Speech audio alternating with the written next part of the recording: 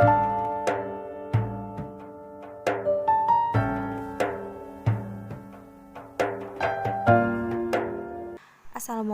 warahmatullahi wabarakatuh. Hai guys semuanya. Nah, saya akan mendokumenter tentang Karawang sebagai kota pangkal perjuangan.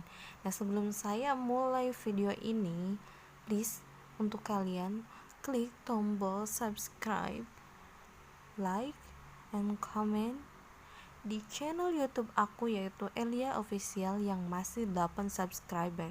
Please subscribe. Selamat nonton. Pangkal perjuangan Karawang merupakan awal atau permulaan dari sebuah perjalanan kehidupan yang selama ini ada. Jika mendengar ungkapan para orang tua terdahulu, ada sebuah ungkapan bahwa Karawang merupakan awal dan akhir, wala walu wal hiru, di mana sampai saat ini belum ada penafsiran tersurat yang menjelaskannya. Namun, jika melihat hasil perjalanan penelusuran di alam Karawang di mana banyak kejanggalan yang secara logika dan akal bagi yang mau berpikir ditambah dengan banyaknya ditemukan temuan-temuan akan kehidupan masa lalu, sedikitnya memberikan pencerahan akan makna pangkal perjuangan yang sesungguhnya yang selama ini hanya mengarah pada fase perjuangan kemerdekaan. Pangkal perjuangan Karawang berdasarkan analisa kajian Pepeling ada beberapa garis dalam sebuah perjalanannya, di mana pangkal perjuangan di fase kemerdekaan, pangkal perjuangan di fase penyebaran Islam, pangkal perjuangan di fase sistem pemerintahan kerajaan, pangkal perjuangan kehidupan awal pasca bencana dahsyat, dan pangkal perjuangan peradaban modern dunia, serta pangkal perjuangan dalam fase kehidupan awal manusia. Namun, semuanya pasti akan dianggap sebuah cerita dongeng belaka, mengingat daya dukung yang ada hampir sirna digerus kemajuan dan sebuah kepentingan. Di sisi lain, pasti akan ada sedikitnya bukti yang bisa dijadikan rujukan yang mengarah pada data sesungguhnya. Meramu dan mengumpulkan data hal-hal tentang Karawang bisa dilakukan dari berbagai sumber. Selanjutnya, melangkah untuk mendapatkan data faktual mengingat semua masih ada dan tersimpan di alam Karawang. Karawang pangkal perjuangan fase kemerdekaan di mana Rengas Dengklok, tempat diskusi dan perencanaan kemerdekaan Republik Indonesia yang dideklarasikan pada tanggal 17 Agustus 1945. Para tokoh pemuda membawa Insinyur Soekarno dan mendesak agar mendeklarasikan kemerdekaan bisa diselenggarakan. Di sisi lain, adanya nilai perjuangan pada masa transisi kemerdekaan pada saat pemerintahan sementara dipindah ke Yogyakarta. Terjadi gerakan masif dari masyarakat yang terjadi di wilayah selatan Karawang, yaitu Pergerakan DI atau TII. Saksi hidup dan pelaku sejarah masih ada. Permasalahan perbedaan pandangan yang dikemas dipolitisasi dengan berujung perpecahan antara saudara sebangsa. Banyak gerakan perjuangan di awal mendeklarasian yang tidak muncul ke permukaan sehingga menutup nilai pangkal perjuangan sesungguhnya. Jika membahas tentang ajaran Islam, pastinya tidak akan lepas dari seorang sosok Syekh Qurratulain atau Syekh Hasanuddin yang saat ini lebih dikenal Syekh Qurra. Beliau adalah tokoh mumpuni yang mengawali penyebaran agama Islam tanah Nusantara ini.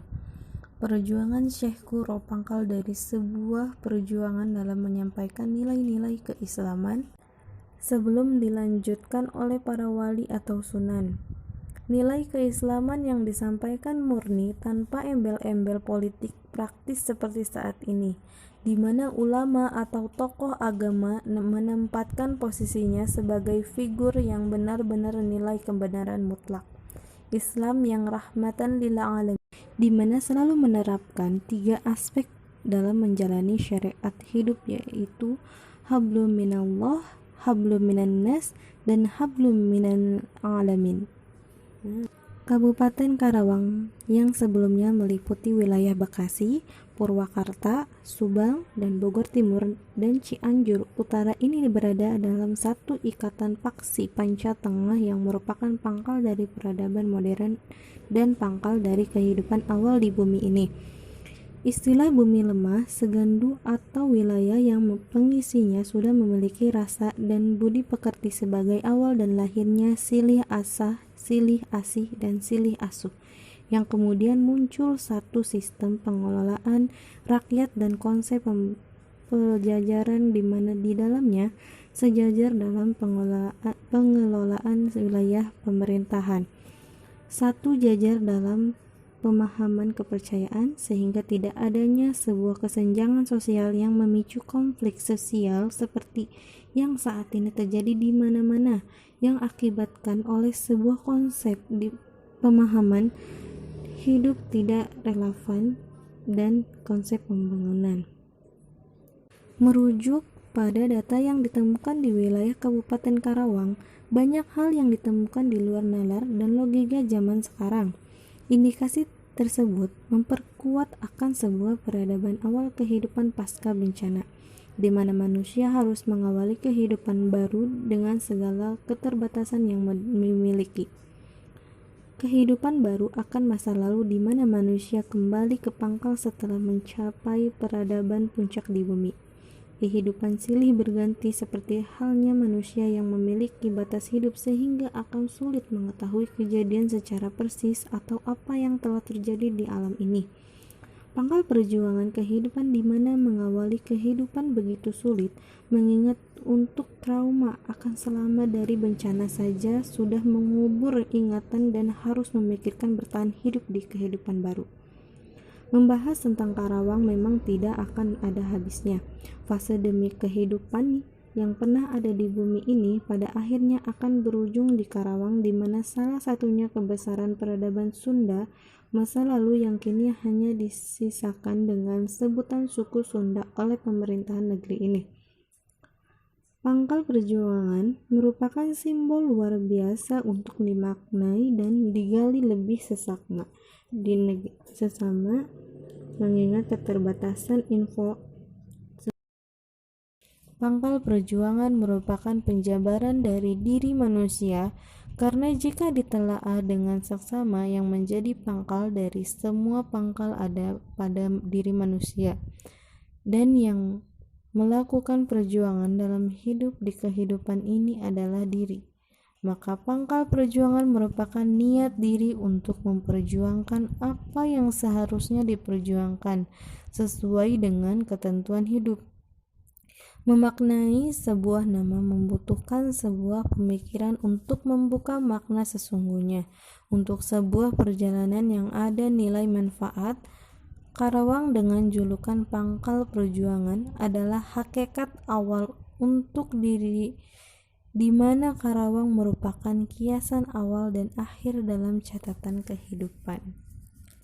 Sekian dari saya, mohon maaf bila masih banyak kekurangan. Wassalamualaikum warahmatullahi wabarakatuh.